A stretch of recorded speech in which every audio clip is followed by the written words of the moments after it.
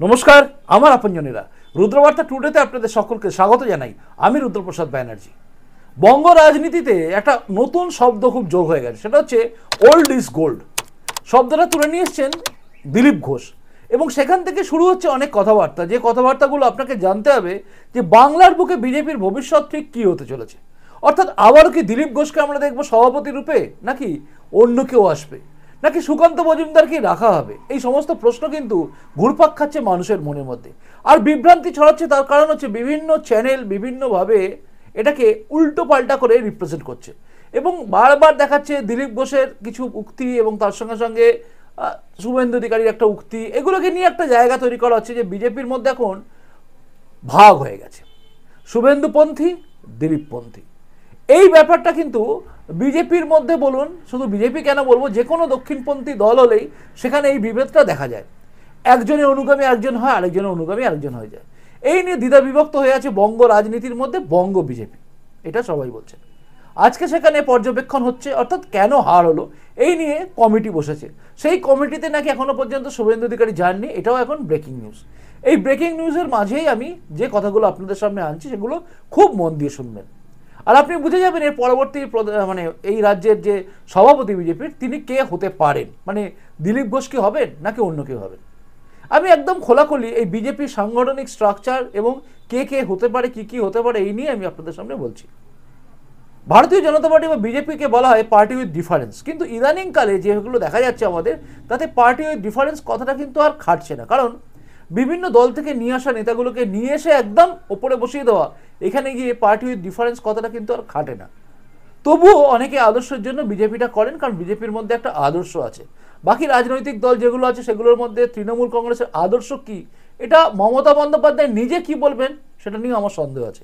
মানে তৃণমূল কংগ্রেসের আদর্শটা কি, তিনি তিনটে পাতা তিনটে ফুল এসব কিছু বলবেন আর কি, হিন্দু মুসলিম ভাই আমরা সবাই ভাবি, এইসব বলবে, কিন্তু অ্যাকচুয়ালি পার্টির আদর্শ কি, লক্ষ্য কি, এটা বলতে পারবেন না। কারণ আঞ্চলিক দলগুলোর লক্ষ্য বোঝা যায় না।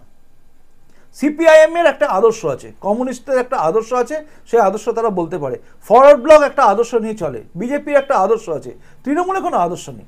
যাই হোক, আদর্শ থেকে সরে এসে আসল কথায় আসি। বিজেপির যে আদর্শ নিয়ে এখন চলছে, সেই আদর্শ থেকে কিছুটা হলেও দূরে আছে। অর্থাৎ পার্টি ডিফারেন্সের জায়গায় পার্টি কমন হয়ে গেছে, মানে এখন ডিফারেন্স খুব একটা দেখা যায় না। তবুও ডিফারেন্স আছে, তার কারণ হচ্ছে এখানে সবার আগে বলা হয় ভারত মাতা, ভারত মাতাকে সবচেয়ে আগে প্রাধান্য দেওয়া হয়, দেশকে আগে বলা হয় ভারতীয় জনতা পার্টি। তাই ভারতীয়, ভারতের নয়, ঠিক আছে? এইগুলো শব্দগুলো হয়তো শুনতে কীরকম লাগে, কিন্তু এর মধ্যে অনেক কিছু লুকিয়ে থাকে। যাই হোক, যেটা বলছিলাম, তো সাংগঠনিকভাবে এখন বিজেপিতে এই হারের পরে, মানে 2019-এর পরে 2024 লোকসভা নির্বাচনে বিজেপির এই রাজ্যে পরাজয়, দেখুন 35% পেয়েছি কি 36% পেয়েছি, এটা বড় কথা নয়। বড় কথা হচ্ছে হেরে গেছি, তাই তো? বেড়েছে আগের চেয়ে, কমেছে আগের চেয়ে। যেটা দিলীপ ঘোষের আমলে দিলীপ ঘোষ বলতেন, আগে আমরা এই ছিলাম এখন আমরা এই হয়েছি। আজও সেই একই কথা চলছে, আগে আমরা এই ছিলাম এখন আমরা এই হয়েছি, তবে এখানে আবার কমে গেছে। তাই দিলীপ ঘোষের কথাটা যেটা ছিল সেটা এখানে আবার একটু বড় হয়ে দাঁড়ায়। মানে দিলীপ ঘোষ তখন বলেছিলেন তখন 3 থেকে 77 হয়েছিল, এখন কোথায় যেন নেমে গেছে। 19-এ বিজেপিতে যখন দিলীপ ঘোষ ছিলেন তখন কিন্তু আসন সংখ্যা 18 হয়েছিল, সেই 18 থেকে কমে আজকে 12। সুকান্ত মজুমদার ব্যর্থ, এই কথাটা অনেকেই বলছেন। দেখুন, সুকান্ত মজুমদার ব্যর্থ কি ব্যর্থ নন সেই প্রশ্নের মধ্যে আমি যাচ্ছি না, কারণ আমার কাছে মনে হয়েছে সুকান্ত মজুমদার নয়, সংগঠন সাধারণ সম্পাদক দায়ী সবচেয়ে বড়। কারণ যে সংগঠন সাধারণ সম্পাদক যিনি রাজ্যে বসে আছেন অমিতাভ চক্রবর্তী, তার ঘাড়ে সবচেয়ে বেশি দায় বর্তায়, কারণ তিনি সংগঠনটাকে সেভাবে সাজাননি, তার কাছের লোকগুলোকে বসিয়ে তিনি আজ পর্যন্ত চালিয়ে এসেছিলেন, যেটা সুব্রত চ্যাটার্জি থাকাকালীন কিন্তু দেখা যায়নি। সুব্রত চ্যাটার্জি থাকাকালীন বা অমল চ্যাটার্জি থাকাকালীন এগুলো খুব কম দেখা যেত, কিন্তু ইদানিং সেটা দেখা যাচ্ছে। তবুও অমল চ্যাটার্জি যে ভুল ছিল না এটা আমি বলবো না, কারণ তিনিও বহু নেতাকে বসিয়ে দিয়েছিলেন কার্যত কায়দা করে, কাঠিবাজি। এগুলো হয় এই রাজনৈতিক দলের মধ্যে, কিছু কিছু জায়গায় কাঠিবাজি থাকে, লবিবাজি থাকে, আমার কাছের লোক পরের লোক। দেখুন, এই কাঠি শব্দটা ইউজ করছে এই কারণে, কারণ দিলীপ ঘোষ কাঠি কথাটা ইউজ করেছেন। সেখান থেকে বলছি, ফিরে আসে আসল প্রসঙ্গে। এই যে রাজনীতির আজকে ডামাডোল অবস্থা, মানে হেরে গেছে বিজেপি, এখান থেকে অনেক কিছু কেন্দ্র থেকেও কিন্তু নজর রাখা হচ্ছে। আর এই রাজ্যে যে বৈঠক হচ্ছে, এখানে প্রথম কথা বলে রাখি, এরা হয়তো শুরুটাই করবে আমরা এখন ভালো পজিশনে আছি। এটা হচ্ছে সর্বৈব মিথ্যে কথা, কারণ এখানে বুথ কমিটিগুলো কিন্তু জল ঢালা। আমি নিজের এলাকা থেকে বলি আপনাদের, তাহলে আপনারা বুঝে যাবেন। আমি যে এলাকায় থাকি মানে উলুবেড়িয়া লোকসভা, এই এলাকায় যে সমস্ত বুথগুলো আছে সেই বুথে জায়গায় বুথ কমিটি আছে, কতগুলো জায়গায় ভূত কমিটি আছে, সেটা স্বয়ং বিজেপির যিনি জেলার সভাপতি আছেন তিনিই বলতে পারবেন না, কারণ তিনিও তো জল মিশিয়েছেন। তার ওয়ার্ডে যে প্রত্যেকটা বুথ কমিটি আছে কিনা তিনি নিজে বলতে পারবেন না, কারণ তার ওয়ার্ডে তিনি ডাহা হেরে যান। একটা মানুষ নিজের ওয়ার্ডে দাঁড়িয়ে সেখানে তার সংগঠন নেই, নিজের ওয়ার্ড যেখানে ছোট থেকে বড় হয়েছেন সেখানে তার সংগঠন নেই, হেরে যায়।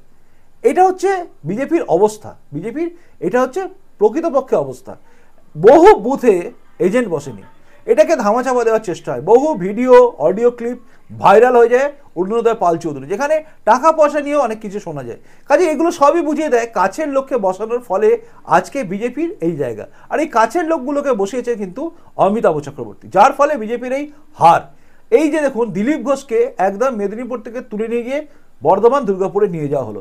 বর্ধমান দুর্গাপুরে যদি বিজেপির সংগঠন মজবুত থাকতো তাহলে দিলীপ ঘোষ কিন্তু গিয়ে কাজ করতে পারতেন, কিন্তু দেখা গেল সংগঠন সেভাবে নেই। অনেক জায়গায় অভিযোগ আসছে বুথ স্লিপ যায়নি। আমি ভেবেছিলাম বোধহয় আমার এলাকায় বুথ স্লিপ পাইনি, আমরা কোনো কিছু পাইনি, প্রচার নেই। ও বাবা, দেখছি সব জায়গায় প্রায় এরকম অবস্থা, প্রচার নামমাত্র হয়েছে। যেখানে যেখানে ভালো প্রচার হয়েছে, বুথ স্লিপ গেছে, সেখানে সেখানে বিজেপির ফল ভালো হয়েছে, বাকি জায়গায় কাজকলা। যেখানে মানুষ ভোট দিয়েছে, মানুষ কিন্তু বিজেপিকে ভোট দেওয়ার জন্য মুখিয়েছিল এবং দিয়েছে। যেখানে যেখানে দেখবেন এই যে উদয়ন গুহর কথা, লক্ষ্মীর ভাণ্ডার বন্ধ করে দেবো, এখানে শহরে প্রকল্প দেবো না, অমুক তমুক হ্যান ত্যান, এগুলোর কারণই হচ্ছে মানুষ ভোট দিয়েছে বিজেপিকে। কিন্তু বিজেপি সেগুলোকে কাজে লাগাতে পারেনি, কারণ সংগঠন নেই। সংগঠন করা যার লক্ষ্য ছিল, মানে কাজ ছিল, সে তো এসি রুমে চুপচাপ বসে আছে এবং নিজের কাছের লোকগুলোকে বসিয়ে দিয়েছে। এমনকি আমাদের যে লোকসভা, এই লোকসভাতে টাকা পয়সা নিয়ে গণ্ডগোলেতে অমিতাভ চক্রবর্তীকে আসতে হচ্ছে, এইরকম জায়গায় শোনা গেছে অভিযোগ যে তিনি এসে বলেছেন, একজন হিসাব চেয়েছিলেন, নাম বলছি না, তিনি হিসাব চেয়েছিলেন অরুণোদয় পাল চৌধুরীর কাছে যে টাকা পয়সার এগুলো কী হচ্ছে আমাকে অন্তত জানান, যেহেতু তিনি দায়িত্বে ছিলেন। সেইটা যাতে না শুনতে হয়, না দিতে হয়, তার জন্য অমিতাভ চক্রবর্তী চলে গিয়েছিলেন এবং গিয়ে তাকে বুঝিয়ে দিয়েছিলেন যে আপনি হিসাব চাইবার কেউ নন। এই যে ব্যাপারটা, এটা ঢাকা দেবেন কী করে অমিতাভ চক্রবর্তী? অমিতাভ চক্রবর্তীর জন্যই অ্যাকচুয়ালি কিন্তু বিজেপির আজকে এই অবস্থা হয়েছে। এটা অনেকে অস্বীকার করবেন, অনেকে স্বীকার করবেন, আর আমার মনে বেশিরভাগ লোকই স্বীকার করবেন। অমিতাভ চক্রবর্তী অপদার্থতার জন্য, নিজের কাছের লোকগুলোকে নেওয়ার জন্য আজকে বিজেপির এই ভরাডুবি হয়েছে, কারণ কোথাও বুথ কমিটি তৈরি হয়নি। আসি এবার আসল কথায়, এবার কি দিলীপ ঘোষ আবারও বিজেপির রাজ্য সভাপতি হতে চলেছেন? দেখুন, সাংগঠনিক স্ট্রাকচার যদি আপনি বলেন বা সাংগঠনিক যে সিস্টেম যদি বলেন, সেই সিস্টেম অনুযায়ী বিজেপিতে দিলীপ ঘোষ প্রায় 6 বছর কথাটা ইউজ করছে, কারণ তার টার্মসটা শেষ হয়নি, কিন্তু 6 বছরের মতো প্রায় তিনি অতিক্রম করে ফেলেছেন প্রায়। এরপরে দ্বিতীয় টার্মের পরে তাকে তৃতীয়বার নিয়ে আসা হবে, এটা বিজেপির ইতিহাসে নেই, খুব কম, রেয়ার অফ দ্য রেয়ার, একদম একদম খুবই রেয়ার। এটা আমরা দেখিনি কোনোদিন, আমার অন্তত মনে পড়ছে না, হতে পারে কেউ হয়েছে, কিন্তু আমার কোনোদিন মনে পড়েনি। তাই আমার যে ধারণা, তাতে মনে হচ্ছে দিলীপ ঘোষকে আর কিন্তু রাজ্য সভাপতি পদে আমরা দেখতে পাবো না, কারণ বিজেপির যে স্ট্রাকচার তাতে।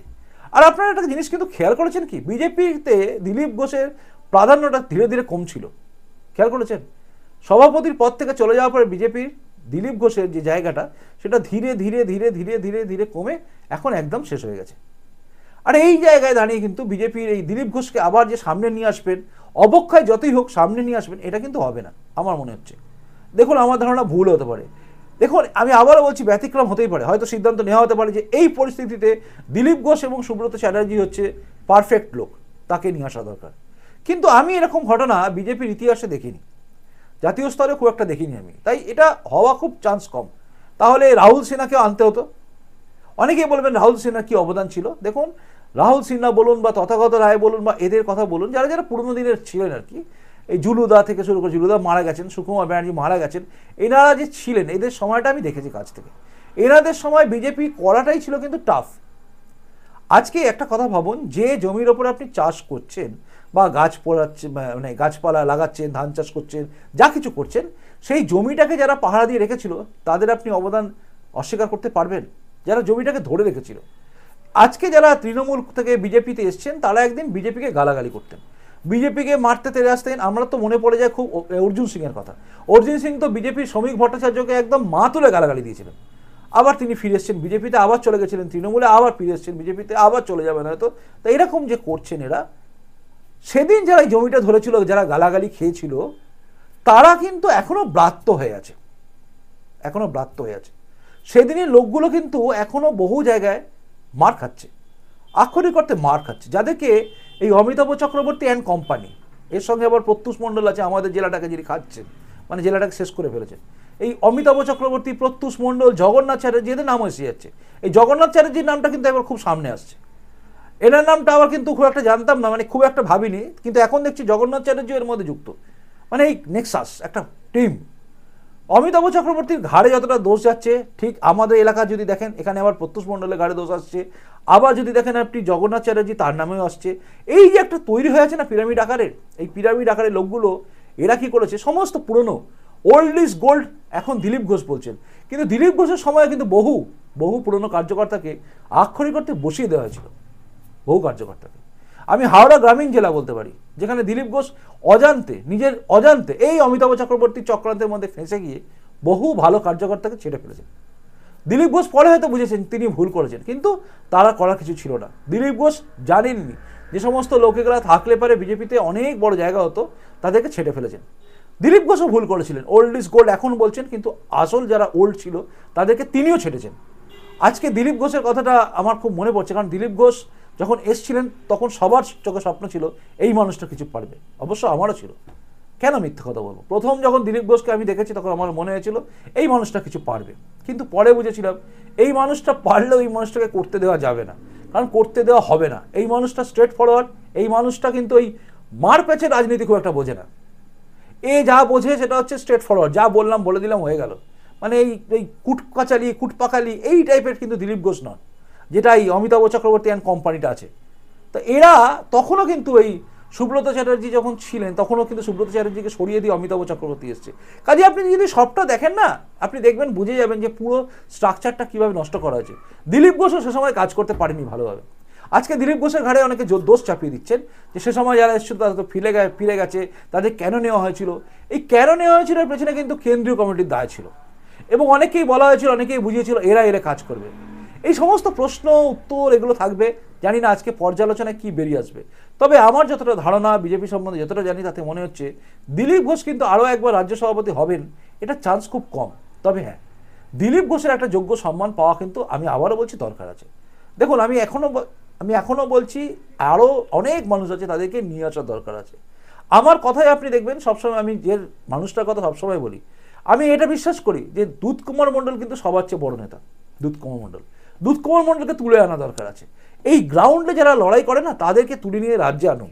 আর রাজ্যে যে সমস্ত লোকগুলো ভেদা মার্কা আছে, মানে এখানে কিচ্ছু কমবেন না, ঢ্যাঁড়স, ফালতু ফুটেজ খায়, সিকিউরিটি নিয়ে ঘুরে বেড়ায়, এদেরকে নামিয়ে দিন নিচে, তবে বিজেপির উন্নতি হবে। কারণ আজকের দিনে লড়াইটা হবে কিন্তু স্ট্রেট ফরওয়ার্ড, আর কাঠে কাপাটে লড়াই হবে। এই কাঠে কাপাটে লড়াই করার মতো লোকগুলোকে ওপরে রাখতে হবে। ওই ডক্টরেট করা, অমুক করা, তমুক করা, এগুলোকে এখন শিখে তুলে রাখতে হবে, ওপরে রাখুন। শঙ্কর ঘোষকে নিয়ে আসার দরকার আছে। ডক্টর শঙ্কর ঘোষ কিন্তু বিধায়ক, কিন্তু তিনি বলতে পারেন। এই সমস্ত লোকগুলোকে সামনে আনা দরকার আছে। এরা সামনে আসলে জগন্নাথ সরকারের মতো লোককে সামনে আনতে হবে। অনেকে অভিযোগ করবে জগন্নাথ সরকার এই করেছে, জগন্নাথ সরকার ওই করেছে, কিন্তু এইসব লোকগুলোকে দরকার যারা লড়তে পারবে। আজকে লড়ার লোক দরকার আছে। আজকে ওই সব ডায়লগবাজি, ফালতু বসে থাকা, আর এই সংগঠন সাধারণ সম্পাদককে অবিলম্বে ছাঁটাই করা উচিত। একে আগে সরিয়ে দেওয়া উচিত। না সরালে বিজেপির কোনো উন্নতি হবে না। আবারও বলছি, শেষ কথা বলছি, দিলীপ ঘোষের অনুগামী যারা আছেন বা শুভেন্দু অধিকারীর অনুগামী যারা আছেন, তাদের নিজেদের মধ্যে টাসেল করবেন না। এটা নিয়ে কিন্তু তৃণমূল মজা পাচ্ছে, সিপিএম মজা পাচ্ছে, নিজের জায়গা করছে। ভাববেন আপনারা। তাই ভাবানোর জন্য রুদ্রবার্তা টুডেটা আজকে এই রাজনীতির পর্বটা নিয়ে এলাম, যে ইন্টারনাল রাজনীতি যেটা হচ্ছে বিজেপির মধ্যে, সেটা ক্ষতি করে দেবে পুরো আগামী দিনটাকে। 2026-এ যে পরিবর্তনের আশা আমরা করি, সেটা 20 বছরে চলে যাবে। এইভাবে চললে বিজেপি কোনোদিন পরিবর্তন আনতে পারবে না। 2026-এও মমতা ব্যানার্জি থাকবেন, 2026-এর পরে 2031 তখনও থাকবেন তিনি। কারণ এইভাবে চললে কখনোই হবে না। আর এই লোকগুলোকে আগে সরাতে হবে। কাছের লোককে ছেঁটে দিয়ে কাজের লোককে তুলে আনতে হবে। চোখ খুলে দেখতে হবে, বুথে বসে দেখতে হবে আদৌ বুথ এজেন্ট আছে কি নেই। ওই কেউ বলে দিল আমার কাছের লোক বলেছে, সে মিথ্যে বলবে না। এই ঢপবাজিতে বিশ্বাস করা অমিতাভ চক্রবর্তীর মতো লোকেরা বিশ্বাস করতে পারে, কিন্তু সংগঠন যারা বোঝে, আমি অমল চ্যাটার্জিকে দেখেছিলাম, তিনি কিন্তু খোঁজ নিতেন। সুব্রত চ্যাটার্জি খোঁজ নিতেন। এই খোঁজ নেওয়া দরকার আছে। যোগ্য লোকগুলোকে তুলে আনার দরকার আছে। অবশ্যই দিলীপ ঘোষকে বাদ দিয়ে কিছু ভাবাও যাবে না, দিলীপ ঘোষকে রাখারও দরকার আছে। এরা এক একটা অ্যাসেট দলের জন্য, বিজেপির জন্য, এটা আমার মনে হয়েছে। আমার ধারণা ভুল হতে পারে, আবার ঠিকও হতে পারে। যার মনে হচ্ছে আমার ধারণা ঠিক তিনি জানাবেন, যার মনে হয় ভুল সেটা তিনি জানাবেন। আপনাদের সকলের উদ্দেশ্য রইল আমার আন্তরিক ভালোবাসা। খুব ভালো থাকুন। রুদ্রবার্তা টুডে মানে এরকমভাবেই থাকবে। এরপরে যদি মনে হয় ভিডিওটাকে লাইক করা যায় লাইক করবেন, যদি মনে হয় শেয়ারযোগ্য শেয়ার করবেন, আর যদি নতুন এসে থাকেন এই চ্যানেলটা সাবস্ক্রাইব করে আমার আপনজনে তারপর যাই, কারণ এখানে যা কিছু হবে আনকাটি হবে। ভালো থাকুন। নমস্কার, বন্দে মাতরম, ভারত মাতা জয় হোক, জয় হিন্দ।